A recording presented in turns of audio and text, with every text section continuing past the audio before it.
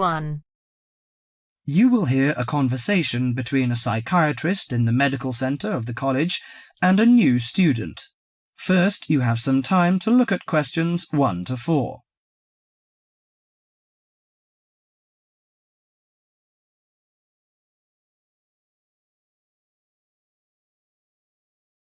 Now listen carefully to the conversation and answer questions 1 to 4. Hello, sit down, please. Thank you. Now, you are a new patient, aren't you? Yes, that's right. OK, so I'd better get some basic details down first. Right, we'll start with your name. Martin Hansen. Do you spell that S-O-N or S-E-N? Hansen. OK, and you're a first-year student? Yes, I am.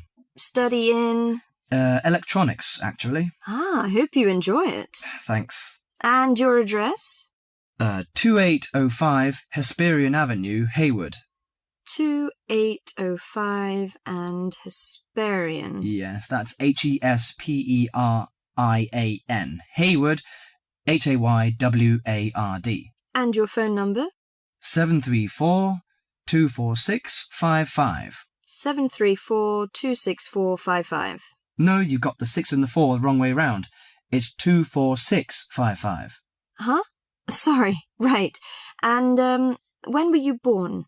The 15th of June, 1986. Here in New Zealand? No, I was born in Sydney.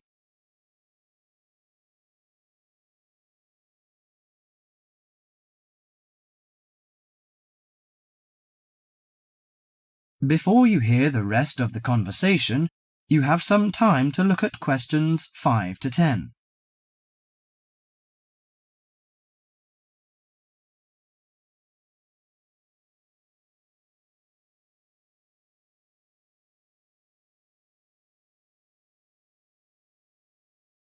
Now listen to the conversation and answer questions 5 to 10.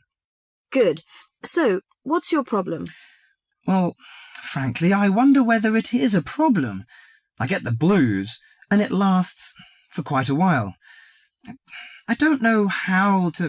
Yes, we all feel sad or get the blues now and again. Generally, our sadness lessens in time, and with the support of friends. However, if the depression leads to difficulty in thinking and greatly disrupts your daily routine, it can be evidence of a psychiatric problem. What do you feel exactly? I always feel sad and worthless. I find it hard to fall asleep and wake up early in the morning. How long has it lasted? Nearly half a month. Do you feel fatigue or loss of energy? Or you may have lost interest or pleasure in usual activities? Yes, sometimes. At first I thought I could overcome it by myself, but I failed, and I'm so glad that you came here. It seems that you are suffering mild depression from your symptoms. Depression? Yes, I feel depressed sometimes. But why would I... Depression may occur as a result of biochemical changes in the body. Alcohol, amphetamines, cocaine, and LSD can bring on depression. Those who have a family history of depression usually have a greater risk of depression. Sometimes the worrying changes in life can lead to depression. I see. I had a really bad breakup of a love relationship. It makes me feel hopeless. Do you think I need some treatment? Yes. Antidepressant medications are often used to treat depression, if it is serious. But I don't suggest them at first because of the side effects. I suggest psychotherapy, which can give you support and help you regain control. So do I need to come here every day? No, I will arrange counselling sessions for you, which will last 12 to 20 weeks. You come here once or twice each week. The psychotherapy is directed at helping you gain insight and understanding about events in your life, which may have contributed to your depression. With growing insight, you can often learn more effective ways of coping with your feelings and changing your behaviour. What can I do to take care of myself? Well, at first you should do some physical exercises on a regular basis, at least 3 times a week. How is your food? Do you eat well? Yes, I think so. I eat at my homestay family. Good. Find a hobby or a positive recreational activity to participate in once or twice a week. I know it's difficult for you, though. When you feel it's hard to overcome the depression, come to the counselling session. Remember, ask for help if the load is too heavy to handle. Yes, I'll try. So, when will my counselling session begin? I'm going to arrange that for you. That is the end of part 1.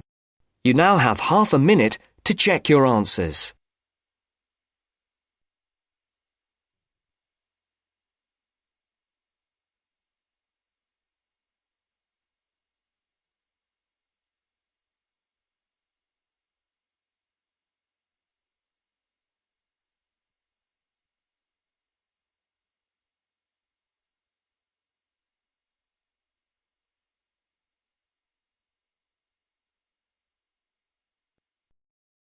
Now turns to part 2. Part 2. You are going to listen to a radio program on sleep deprivation. First, you have some time to look at questions 11 to 15.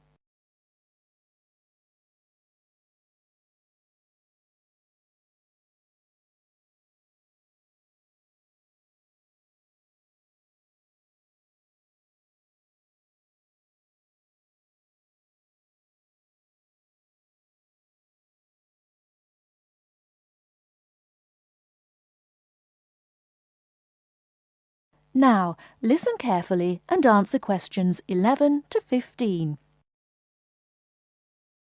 With us in the studio today are Dr. Peter Collins, a senior lecturer in the Department of Psychology at the University of Chicago, and Helen Gardner, the author of the book Deep Sleep. They've come to our studio to discuss the effects of sleep deprivation and also give some tips to the sleep deprived on how to deal with the problem. Welcome to the studio, Helen and Peter. Now, Peter, what are the reasons for sleep deprivation and how can it affect our lives?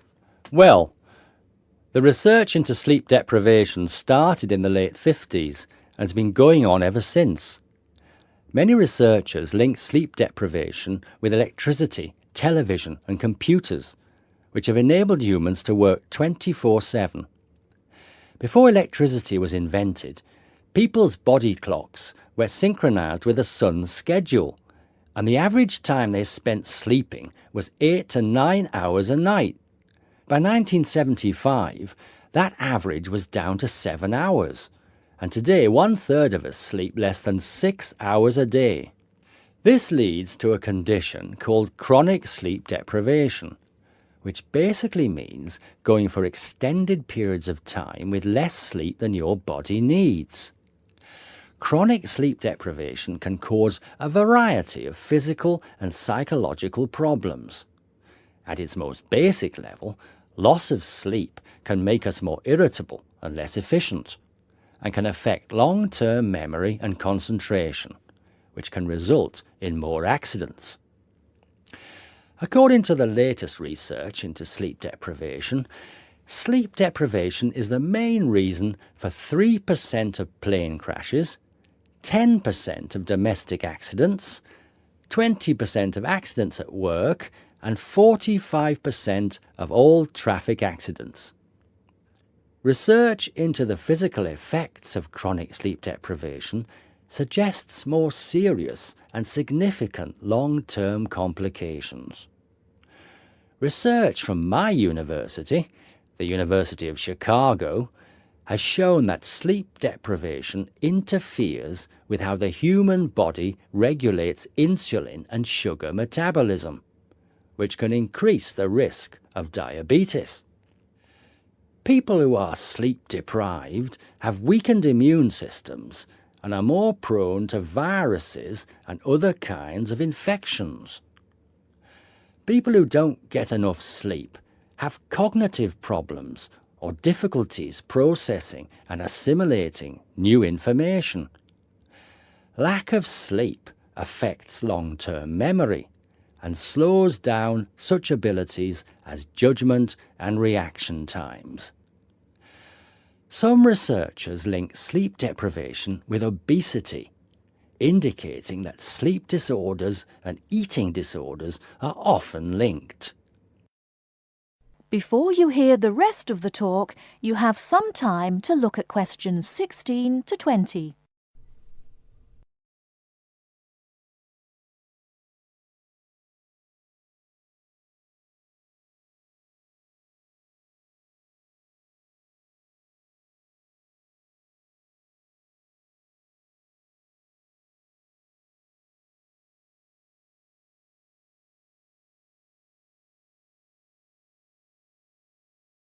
Now listen and answer questions 16 to 20. Helen, you've done a fair amount of research for your recent book on helping people deal with sleeping problems. Could you give our listeners some tips on managing their sleep? Well, if you spend several hours a night tossing and turning in bed, trying to fall asleep, you first have to find out how much sleep you need. To do so, you'll need to try and sleep 6 to 9 hours a night. Set aside 3 days for the experiment. It's best to do it on a long weekend or a holiday to ensure it doesn't get interrupted. During the experiment, you should go to bed at the same time every night and give yourself 6, 7, 8 or 9 hours of sleep. Then monitor the way you feel throughout the day to find out how many hours of sleep you need in order to feel your best. Once you find out how much sleep you need, you can work on improving the quality of your sleep. The main secret here is to allow yourself 1 or 2 hours to relax before going to bed. You may want to try and have a warm shower or bath before going to bed. Doing some quiet activities such as reading or filing can help some people relax. A warm drink in bed helps to induce sleepiness. Some people take up yoga or meditation to help them relax at night. Different techniques will work for different people, so it's best to experiment and find the one that suits you best. You should definitely avoid using technology before going to bed. Activities such as playing video games, watching TV, and others which require you to use your attention can stop you from falling asleep. Avoid eating before going to bed. A late dinner can disrupt your sleep. Not only is going to bed with a heavy stomach bad for digestion and can make you overweight, but it can also keep you awake for hours. Caffeine-rich drinks can increase your heart rate, which can stop you from falling asleep. Energy drinks also have the same effect on your body. You should avoid drinking these at night. The same goes for vigorous physical exercise such as weightlifting or working out on a treadmill. In many cases, you can reset your body clock and make it tick for you by changing your lifestyle. If your sleep deprivation is severe, it's always best to seek professional advice and get an appointment with your doctor, who might prescribe you sleeping pills. Thank you, Helen. We'll be back after the break and we'll be answering questions we've received from our listeners.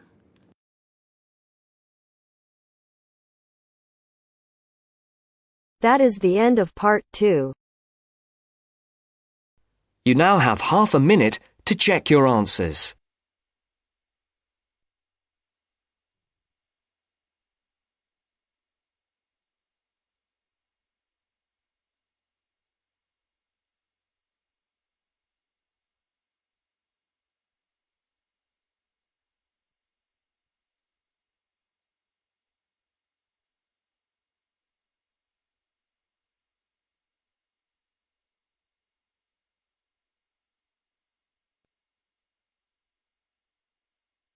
Now turns to part 3. Part 3. You'll hear a woman calling Laverton Arts Centre for some information. First, you have some time to look at questions 21 to 26.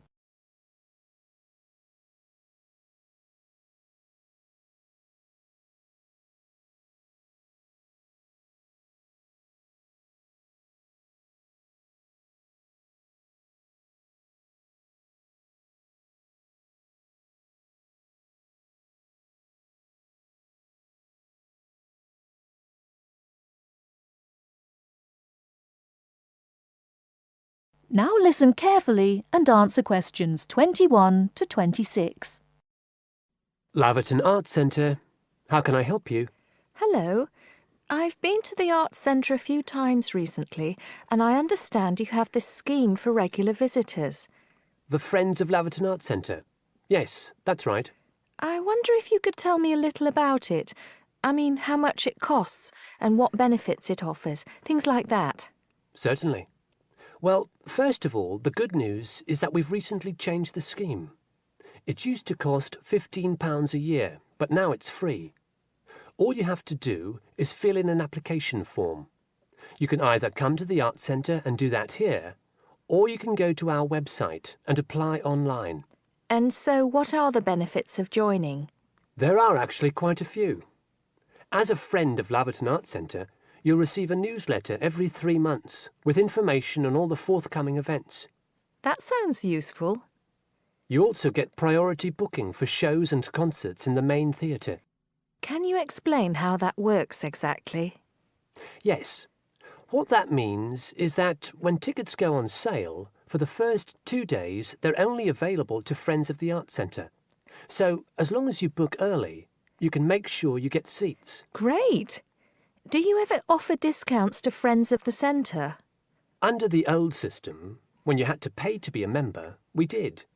Under the new system, there won't be any discounts for shows in the main theatre or films at the Arts Cinema. Having said that, we will be offering some discounts to members for performances in the small theatre. There'll be information about this in each issue of the newsletter. I suppose I can find that information online as well, can I? Absolutely. Actually, we're redoing our website at the moment. Right now, there actually isn't a special section for Friends of the Arts Centre on the website. Once the site's been redesigned, there will be. You'll be able to put in your username and password and enter a special section just for you. It sounds excellent. Are there any requirements, though? I mean, as a member, do I have to do anything? Yes, sorry, I forgot to mention that. There are no formal requirements at all, though obviously we have this scheme to encourage people to attend events here regularly. So we ask that you attend at least 4 events a year, whatever they are, if you possibly can.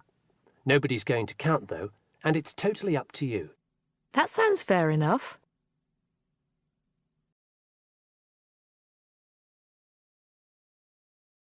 Before you hear the rest of the talk, you have some time to look at questions 27 to 30.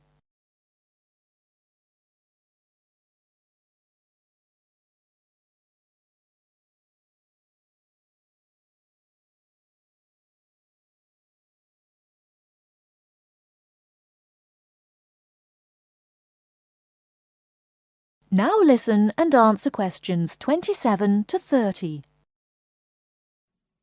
While you're here, we're actually conducting a short survey of people who phone up the Arts Centre. Would you mind if I asked you a few questions? It'll only take a couple of minutes. Sure, no problem. Thanks a lot. So, how many times have you visited Laverton Arts Centre in the last 6 months? Well, I've only lived in the area for the last 4 months, so not that many times. 3, I suppose. Yes, that's right. Fine. And how did you first find out about the Arts Centre? Let me think. Oh, yes, a friend invited me to a concert, and I came with her. Have you ever seen a film at the Arts Cinema here? No, I haven't, to be honest. In fact, until you mentioned it earlier, I didn't realise you even had a cinema. One more question. If we offered a free tour of the Arts Centre, including things such as going backstage to look at the dressing rooms, would you be interested in going on it? Oh, yes, definitely. I think a tour like that would be very interesting. I'd even pay for it. That's great. Thank you very much for your time. Thank you.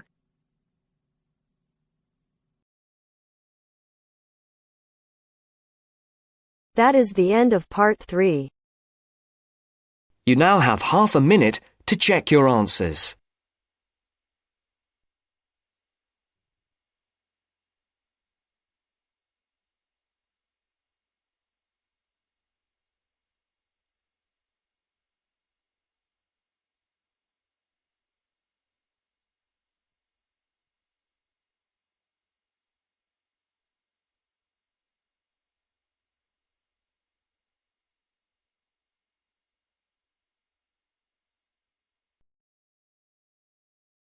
Now turns to Part 4.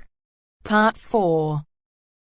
You are going to hear a talk on 2 famous American presidents. As you listen, fill the missing information in the notes below. First, you have some time to look at questions 31 to 40.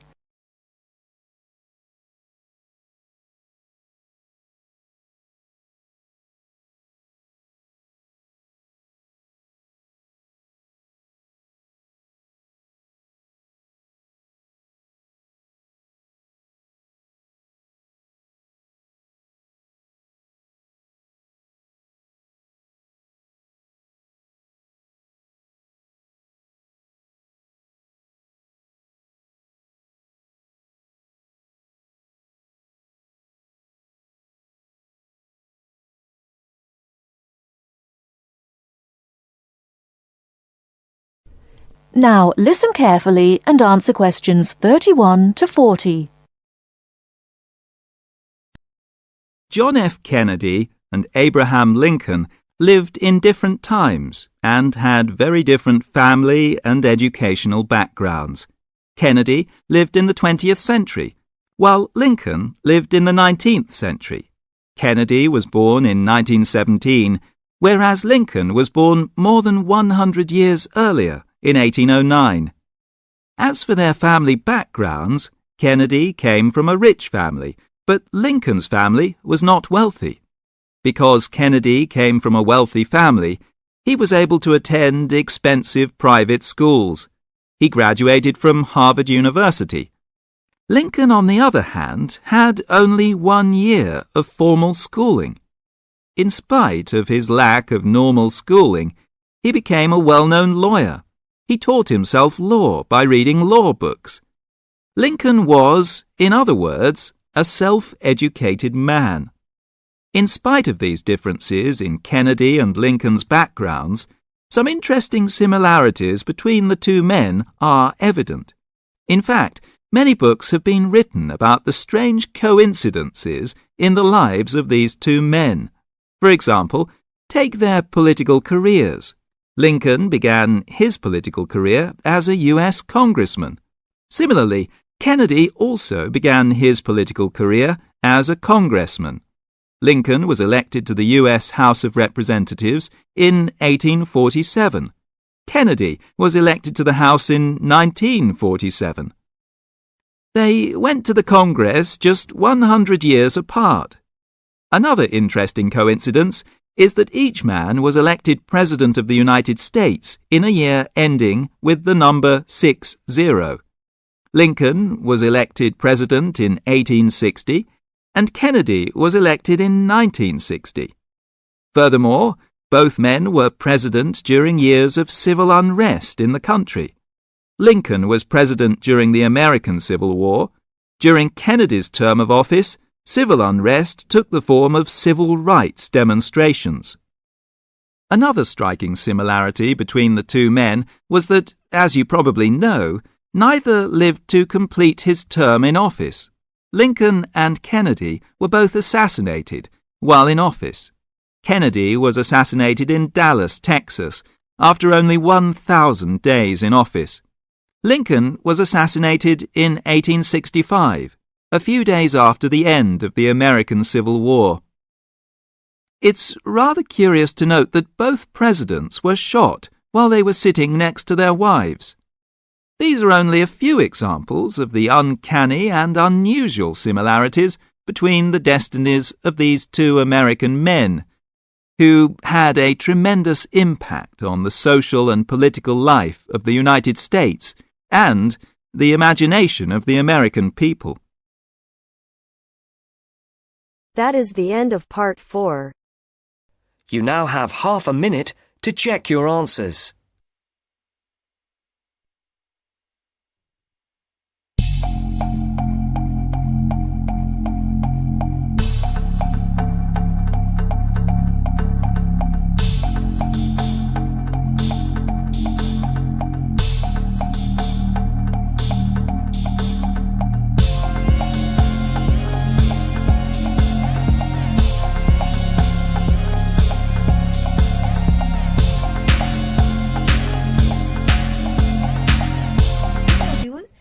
get an idea how to write it. So without wasting any time, let's start with the question. Now look at our today's topic. In the future, it seems it would be difficult to live on Earth, and some people think more money should be spent researching on other planets to live, such as Mars. And to what extent do you agree or disagree? Means, in the coming days, it would be difficult to live on Earth, and according to some people, money should be spent on researching other planets such as Mars. And how far we are agree or disagree with this statement. In this essay, we will write that we are not fully agree with this statement that money should be spent on searching other planets to live, and instead of doing that, we should put more efforts to make our planet useful. So this is our today's topic. Now we will discuss essay format. In this essay, we will write 4 paragraphs in total. The first one is introduction. In this paragraph, we will introduce our essay topic. And in BP1, we will discuss the problems which are faced by our planet along with solutions. And in body paragraph 2, we will write why research need to be done for searching other planet. And the last one is conclusion. So this is our essay format. Now we will write introduction of the essay. First, we will give general statement on this topic that due to the lack of natural resources, it seems that Earth will be in a troublesome situation and there will be no hope to live on it. Means Earth will face a troublesome situation in the coming days and there will be no hope for living. And according to one school of thought, scientists should conduct more researches to make other planets capable of living. Means scientists should do more research to make other planet capable of living. And now we will write our own opinion. However, I do not fully agree with this statement. Means although we are agree with this statement but not completely. And this essay will discuss the need of researching other planets along with possible measures to make our planet viable, means useful. So this is our thesis statement, means plan of the essay. So this is our introduction. Now we will write body paragraph 1. A plethora of hurdles related to life on the Earth planet are causing catastrophic upshocks on mankind. So this is our opening sentence of the paragraph.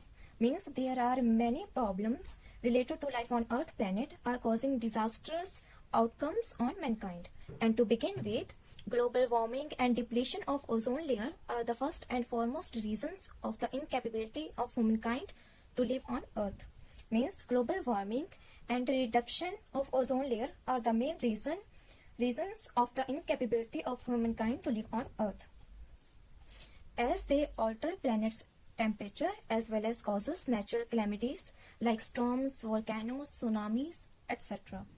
As means because they change planet's temperature as well as causes natural disasters like storms, volcanoes, tsunamis, etc. So this is our problem. Now we will give some possible solution for that. But they can be sorted out with afforestation, alleviating pollution, and by using eco-friendly vehicles. Means they can be solved by planting trees, reducing pollution, and by using eco-friendly vehicles. Secondly, population explosion is a monster that continuously swallows each progressive actions done by people, and it is a dangerous threat but can be overcome by applying strict laws of family planning. Means increasing population can be controlled by applying strict laws. Moreover, scientists can do numerous researches to solve all kind of hassles of the individuals. Means other than that, scientists can do research to solve all kind of problems of the individuals. So this is our BP1. Now look at body paragraph 2. On the other hand, some people assert that scientists have to spend more money on conducting various researches that how life can be possible on other planets like Mars, and to check gravity, oxygen availability, food and water resources, and making homes and robots that help to live there, and so on. Means on the flip side, some people assert, means opine, that scientists have to spend more money on conducting researches that how life can be possible on other planets like Mars. People believe that Earth will be destructed in future, so there is no need to renovate it. Means people believe that Earth will be destroyed in the future, so there is no need to restore it. And conducting recent researches on how to survive on Mars is the prime example of it. So this is our example. So this is the end of PP2. Now we will write conclusion of the essay. In the nutshell, I believe that why between scientists to conduct new researches is sheer wastage of money. Means, I believe that competition between scientists to conduct new researches is absolute wastage of money. And Earth is the beautiful gift given to human beings by God. So it is our responsibility to limit the use of natural resources and will have to prevent every kind of pollution and destruction. So spending money to save the earth is worthwhile to prevent it from Black Day. So this is the conclusion of the essay. Now we will see vocabulary. Now look at the vocabulary that we have used in this essay. Reduction means less in amount. Assert, opine. Why, compete. Sheer means absolute. Renovate, restore. Plethora, many. Hurdles, problems. Catastrophic, disastrous. Upshots, results. Depletion means use, and alleviate means reduce. So this is the vocabulary. You can take screenshot if you like, and you should use these kinds of words in your essay in order to fetch high band score in your writing module. So this is the end of our video. Hope you learned something. I will see you guys in the next video. If you like this video, then hit on the like button, share this video with your family and friends, and subscribe to our channel for more IELTS related videos. Thank you and all the very best for your IELTS exam.